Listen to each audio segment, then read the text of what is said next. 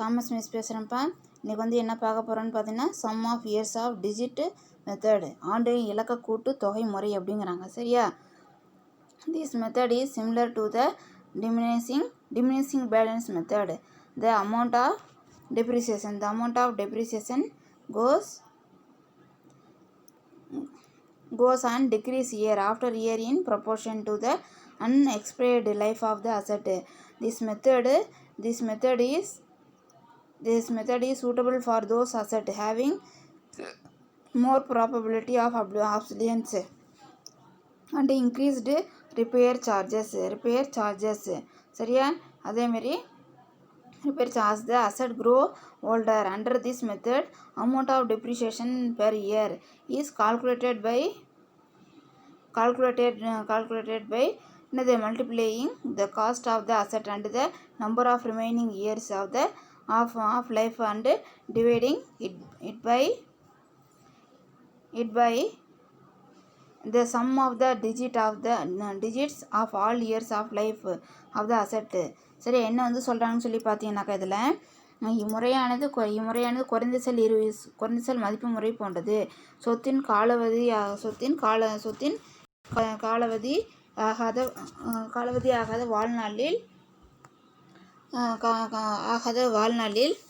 வாழ்நாளுக்குரிய விகிதாச்சாரப்படி தேய்மான தொகை ஆண்டுதோறும் குறைந்து கொண்டே செல்லும். சரியா? என்ன சொல்கிறாங்கன்னாக்கா, குறைந்த செல் இருப்பு முறையில் இந்த மெத்தட் வந்து எது மாதிரின்னு பார்த்தீங்கன்னா, டிமினிஷிங் பேலன்ஸ் மெத்தட், குறைந்த செல் இருப்பு முறை மாதிரி. சொத்தின் காலாவதி ஆகாத வாழ்நாளுக்குரிய விகிதாச்சாரப்படி தேய்மான தொகை என்ன ஆகும்னு பார்த்தா வருஷம் என்ன ஆகும், குறைஞ்சிக்கிட்டே போகுங்கிறாங்க. வழக்கொழிவு வாய்ப்புகள் அதிகமாக மற்றும் சொத்துக்கள் பழையனமாகும் போது பழுதுபார்ப்பு செலவு அதிகரிக்கும். சொத்துக்களுக்கு இம்முறை பொருத்தமாக இருக்கும். சரியா?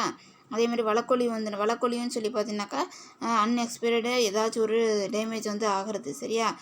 ஆப்சுலன்ஸ். சரியா? அது மாதிரி ஆகக்கூடிய சுச்சுவேஷன் வந்து அதிகமாக வந்து இருக்கும்போது, சொத்துக்கள் பழசாகும்போது பழுதுபார்ப்பு செலவு வந்து அதிகரிக்கும் போது சொத்துக்கள் இம்முறை பொருத்தமாக இருக்கும். அந்த மாதிரி சுச்சுவேஷனில் இந்த மெத்தட் என்ன இருக்கும், சூட்டபுளாக வந்து இருக்கும் அப்படிங்கிறாங்க. சரியா? இம்முறையில்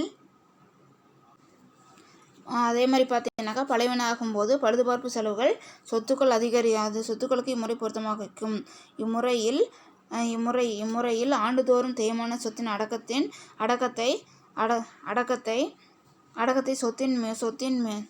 சொத்தின் மீதுள்ள பயனளிப்பு கால ஆண்டுகளால் பெருக்கி மொத்த சொத்தின் மீதுள்ள பயனளிப்பு கால ஆண்டுகள் எண்ணிக்கை கூட்டுத்தொகையால் வகுத்து கணக்கிடப்படுகிறது அப்படிங்கிறாங்க. சரியா?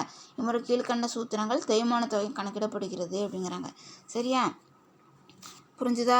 அதேமாதிரி என்னன்னாக்கா, சொத்தின் அடக்கத்தை சொத்தின் மீதுள்ள பயனளிப்பு காலம், நம்மளோட அடக்க விலையை லைஃப் லாங், சரியா, எஸ்டிமேட்டட் லைஃப் வந்து இருக்கிற வரைக்கும் அதால் என்ன பண்ணி பெருக்கி மீதமுள்ள பயனளிப்பு கால ஆண்டுகள் எண்ணிக்கை கூட்டுத்தொகையால் என்ன பண்ணிக்கணும்னு சொல்லி பார்த்தீங்கன்னா, நம்ம வந்து என்ன பண்ணிக்கணும், வகுக்கணும். இம்முறையில் கீழ்கண்ட சூத்திரங்கள் தேய்மான தொகை கணக்கிடப்படுகிறது அப்படிங்கிறாங்க. சரி, அதேமாதிரி நெக்ஸ்ட் என்னன்னு சொல்லி பார்த்தீங்கன்னாக்கா, இதில் இம்முறையில் கீழ்கண்ட சூத்திரம் தேய்மான தொகை கணக்கிடப்படுகிறது. ஃபார்முலா வந்து கொடுத்துருக்காங்க, என்னென்னு பார்க்கலாம். அதேமாதிரி பார்த்தீங்கன்னா, நெக்ஸ்ட் என்னன்னு சொல்லிட்டு ஃபார்முலா கொடுத்துருக்காங்க. Amount of depreciation equal to total number of years of remaining life of the asset including the current year divide by sum of all the digit of all years from one to the life of the asset in years. Original cost minus scrap வேல்யூன்னு சொல்லி கொடுத்துருக்காங்க. ஆண்டு தேய்மான தொகை equal to சொத்தின் மீதுள்ள பயனளிப்பு காலம் divided by சொத்தின் மீதுள்ள பயனளிப்பு காலம் நடப்பு ஆண்டு உட்பட மைனஸ் சொத்தின் அடக்க விலை மைனஸ் இறுதி மதிப்பு. அதேமாரி என்ன சொல்லியிருக்காங்கன்னு பார்த்தீங்கன்னா, அடுத்தது 1 முதல் பயனளிப்பு காலம் வரை உள்ள ஆண்டுகளின் எண்ணிக்கை, ஆண்டுகளின் கூடுதல் அப்படிங்கிறாங்க. அதேமாதிரி நெக்ஸ்ட் என்ன சொல்கிறாங்கன்னு பார்த்தீங்கன்னாக்கா, அதில் நெக்ஸ்ட் மெத்தடு இதில் வந்துட்டு மிஷின் ஹவர்ஸ் ரேட் மெத்தட். சரியா? மிஷின் ஹவர் ரேட் மெத்தட், இயந்திர மணி நேரம். இதில் வந்துட்டு under this method depreciation per machine hour is calculated. சரியா? The cost of the machinery after deducting the residual value if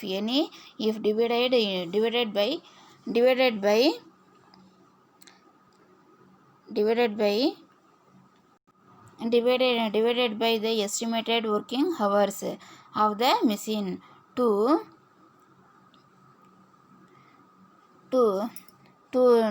find the depreciation per hour. The actual depreciation for any given period depends upon the working hours during that year. The special feature of this method is that depreciation is found directly in proportion to the actual use of the asset. Under this method life of the asset is estimated in hours and not in years. The following formula is used to determine the rate of depreciation. சரியா? புரிஞ்சுதா? இம்முறையில் தேய்மானம் ஒரு இயந்திர மணி நேர அடிப்படையில் கணக்கிடப்படுகிறது. அந்த என்ன பண்ண டெப்ரிசியேஷனை எதில் அவங்க எப்படி கால்குலேட் பண்ணிட்டாங்கன்னு சொல்லி மிஷின் ஹவர்ஸில் என்ன பண்ணுறாங்க, அவங்க கால்குலேட் பண்ணுறாங்க. சொத்தின் அடக்கத்திலிருந்து இறுதி மதிப்பு ஏதேனும் இருந்தால் அதை கழித்த பின் எந்திரத்தின் எதிர்நோக்கும் மொத்த வேலை இயந்திர மணி நேரத்தால் வகுப்பதன் மூலம் ஒரு மணி நேரத்திற்கான தேய்மானம் கணக்கிடப்படுகிறது. சரி, எப்படின்னு பார்த்தீங்கன்னாக்கா சொத்தின் அடக்கவில்லை என்னது, சொத்தின் அடக்கவில்லைன்னா ஒரிஜினல் காஸ்ட்டு, இறுதி மதிப்பு என்ன பண்ணுறோம் எஸ்டிமேட்டட் லைஃப். அந்த ஃபார்முலா பாருங்கள், எஸ்டிமேட்டட் ஸ்கிராப் வேலையை லெஸ் பண்ணிவிட்டு என்ன பண்ணுறோம் லைஃப் ஆஃப் த அசட் இந்த ஹவர்ஸால் என்ன பண்ணுறோம் டிவைட் பண்ணுறோம். அது மூலமாக நம்மளுக்கு என்ன கிடைக்கிது, மிஷின் ஹவர்ஸ் கிடைக்குதுங்கிறாங்க. ஸோ ஓகேவா? கொடுக்கப்பட்ட ஆண்டின் உண்மையான தேய்மானது அந்த ஆண்டில் பயன்படுத்தப்பட்ட இயந்திரத்தின் வேலை நேரத்தை பொறுத்து அமைகிறது. இந்த முறையின் சிறப்பு அம்சம் என்னவெனில் சொத்து பயன்படுத்தப்பட்ட விகிதாச்சாரப்படி தேய்மானம் கணக்கிடப்படுகிறது. சரியாப்பா? அந்த ஆண்டில் பயன்படுத்தப்பட்ட இயந்திரத்தின் வேலை நேரத்தை பொறுத்து என்ன பண்ணுறாங்கன்னு சொல்லி பார்த்தீங்கன்னாக்கா அது வேலை விகிதாச்சாரப்படி தேய்மானம் என்ன பண்ண கணக்கிடப்படுகிறது. இம்முறையில்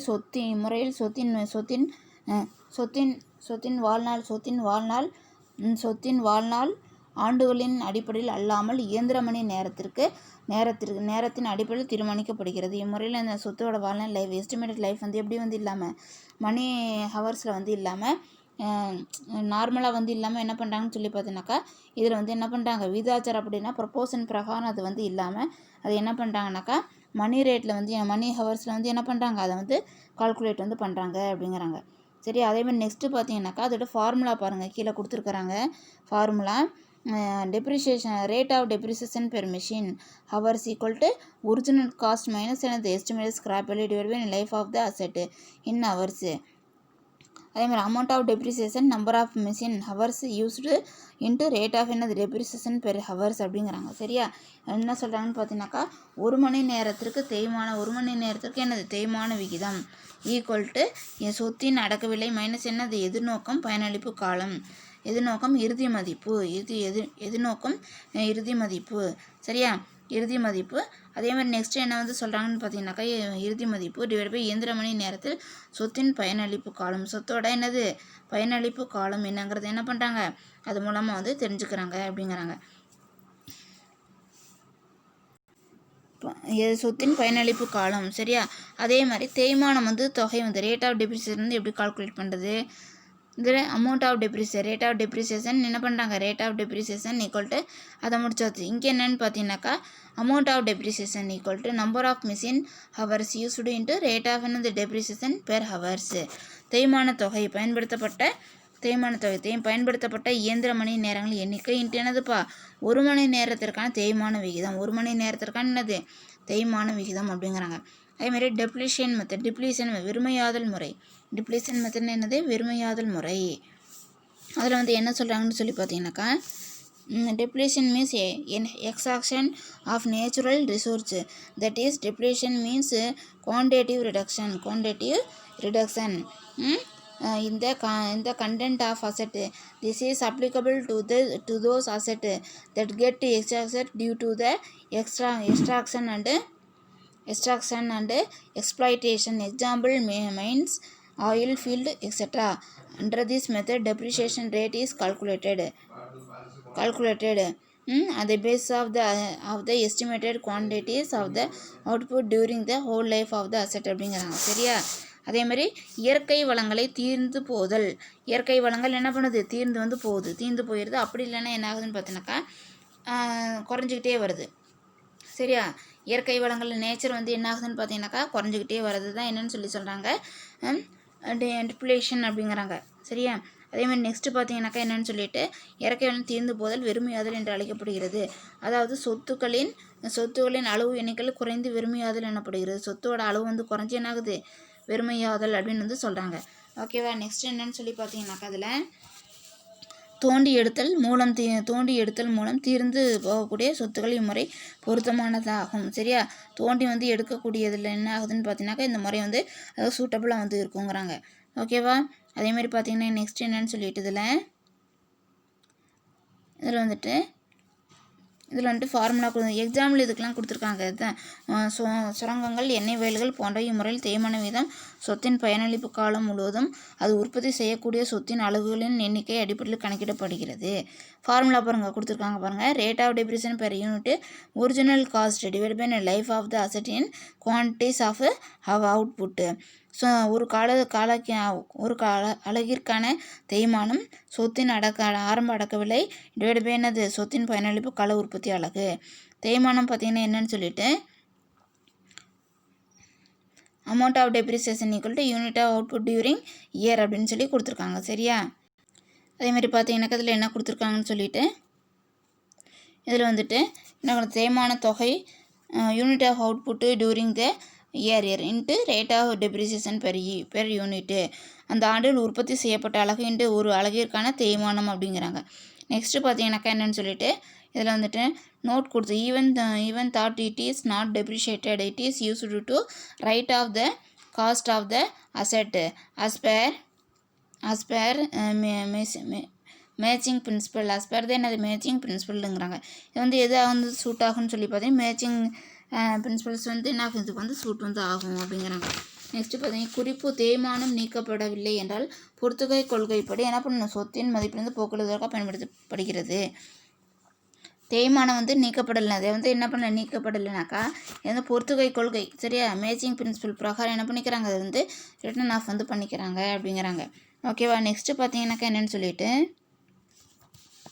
நெக்ஸ்ட்டு ஆனுவிட்டி மெத்தட் அப்படிங்கிறாங்க. Annuity method under this method not only original cost of the asset but also the amount of interest on the investment is taken into account while computing depreciation. The idea of considering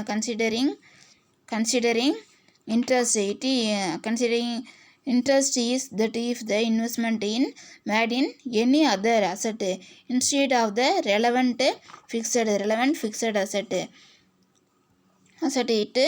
it would have earned a certain rate of interest. To calculate the amount of depreciation, annuity factor is used. Annuity factor can be found out from the annuity table or by using formula அப்படிங்கிறாங்க. சரியா? by using formula. இம்முறையில் தேய்மானம் கணக்கிடும் போது சொத்தின் ஆரம்ப அடக்கவிலை மட்டுமல்லாமல் முதலீடுகளிலிருந்து பெறப்படும் வட்டியும் கணக்கில் எடுத்துக்கொள்ளப்படுகிறது. சரி, ஒரிஜினல் காஸ்ட்டை மட்டும் கால்குலேட் பண்ணாமல் இன்வெஸ்ட்மெண்ட்டோட என்ன பண்ணுறோம், இன்ட்ரெஸ்ட்டையும் என்ன பண்ணுறோம் நம்ம வந்து கால்குலேட் வந்து பண்ணுறோம். தொடர்புடைய நிலை சொத்தில் முதலீடு செய்யாமல் வேறு ஏதாவது சொத்தில் முதலீடு செய்திருந்தால் குறிப்பிட்ட வட்டி பெறப்பட்டிருக்கும் என்று கருத்தின் அடிப்படையில் வட்டியானது கருத்தில் எடுத்துக்கொள்ளப்படுகிறது. சரியா? வேறு எதுலாச்சும் இன்ட்ரெஸ்ட் வந்து நம்ம வந்து இன்வெஸ்ட்மெண்ட் வந்து பண்ணியிருந்தால் அதையும் என்ன பண்ணிக்கிறாங்க, அதோட வந்து கன்சிடர் வந்து பண்ணிக்கிறாங்க அப்படிங்கிறாங்க. தேய்மான தொகை கணக்கிட ஆண்டு தொகை காரணி பயன்படுத்தப்படுகிறது. சரியா? இது ஆனுவிட்டி. சரியா? டெப்ரிசியேஷனை கால்குலேட் பண்ணுறதுக்கு ஆனுவிட்டி ஃபேக்டர் வந்து என்ன பண்ணுறோம், நம்ம வந்து யூஸ் வந்து பண்ணுறோம். ஆண்டு தொகை காரணியை ஆண்டு தொகை அட்டவணை அல்லது சூத்திரத்தை பயன்படுத்தி கணக்கிடலாம். அதோட ஆனுவிட்டி ஃபேக்டர் இல்லாட்டி அதோட டேபிள் வந்து இருக்கும், அதை வந்து நம்ம என்ன பண்ணிக்கலாம், யூஸ் பண்ணி என்ன பண்ணிக்கலாம், அதை வந்து கால்குலேட் வந்து பண்ணிக்கலாம். அதேமாதிரி ஃபார்முலா பாருங்கள். Amount of depreciation is computed as follows. சரி, amount of depreciation equal to annuity factor into original cost of the asset. தேய்மான தொகை ஈக்குவல் டு ஆண்டு தொகை காரணி இன்ட்டு சொத்தின் ஆரம்ப அடக்கவில்லை. சரியா? இங்கே பாருங்கள் கொடுத்துருக்காங்க. The following formula is used to compute annuity factor. சரியா? Annuity factor equal to I1 + I² n அதேமாதிரி டிவைடட் பை 1 + I ஸ்கொயரு -1. சரி, இதுதான் வந்து என்னது அதோட ஃபார்முலா. ஐங்கிறது என்னது இன்ட்ரெஸ்ட் ரேட்டு, என்னங்கிறது என்னது எஸ்டிமேட்டட் லைஃப் ஆஃப் த அசட்டு, இன் நம்பர் ஆஃப் என்னது இயர்ஸ். புரிஞ்சுதா? ஆண்டு தொகை காரணி கணக்கிட கீழ்கண்ட சூத்திரங்கள் என்ன பண்ணுது கணக்கிடப்படுகிறது. ஆண்டு தொகை காரணி ஈக்குவல் டு ஐ என்னது ஹோல்ஸு 1 + ஐ எடுக்கிற ஸ்கொயர் டிவைட் பை 1 + என்னது ஐ -1. இங்கு ஐங்கிறது வட்டி விகிதம், என்னங்கிறது சொத்தின் எதிர்பார்க்கப்படும் பயனளிப்பு காலம், ஆண்டுகளின் எண்ணிக்கை. சரியாப்பா? அடுத்தது என்னன்னு சொல்லி பார்த்தீங்கன்னாக்கா ரீவேல்யூஷன் மெத்தட் என்னென்னு பார்க்கலாம் எப்படின்னு.